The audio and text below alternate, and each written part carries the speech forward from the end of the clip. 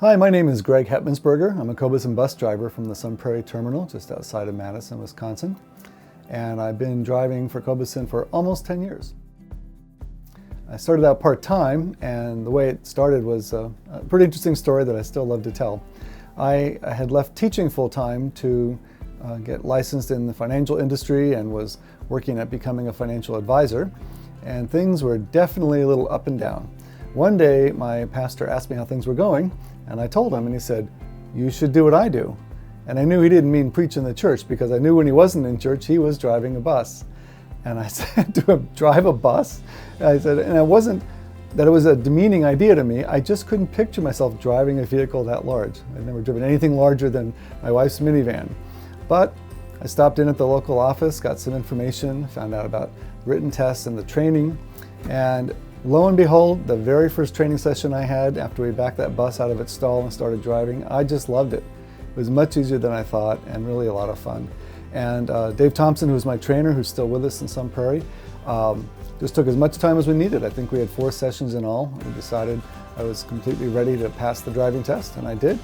And I was hired on September 21st of 2009. It was perfect for me. In fact, when my pastor, and I do want to mention by name, Tom Edwards, he doesn't drive or even live in Sun Prairie anymore, but he did drive buses for over 25 years, I think, before he was done.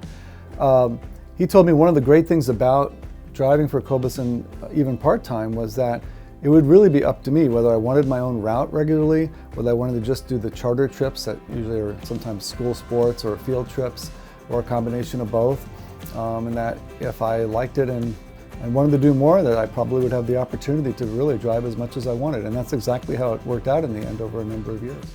I ended up with a school bus route that includes 8th grade through high school. And one of the best things about that is I get to see these kids usually for at least 2 or 3 years before they start driving on their own and don't ride the bus anymore. Some of them stay with me through their senior year. And it's really great to get to know them year by year and see them sort of grow up through their high school years. You know, after I'd been driving for a while and doing some regular things, it turned out that at the beginning of one school year, the person that had been driving for Sun Prairie High School volleyball wasn't available anymore. Either they had retired or they just weren't going to do charters after school or something like that. And I ended up being picked to do it, and I just hit it off so well with the coaches that it stuck. And now I've been with them for the last 5 seasons, and they've gone to state a couple of times. It's real special. You just add a whole new group of relationships in your life that you just hadn't seen coming.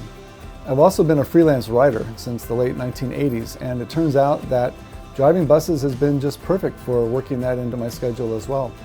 Even being full-time, there's still times when I can make sure I can work around the driving schedule that Cobus needs with things I'd like to do as far as my writing is concerned. It should go without saying that it's the same way with getting to know the people at the terminal. Both the people who are inside the office, most of whom also hold their CDLs and drive when needed, and the other drivers. It's really great, especially we'll often have a field trip where maybe there's 3 or 4 buses that are taking a large group from a particular school, and we all end up parking together during the field trip. And that's where you really get a chance to get to know each other. Almost everyone has a different story about how they came to bus driving, but they all definitely have an enthusiasm for it.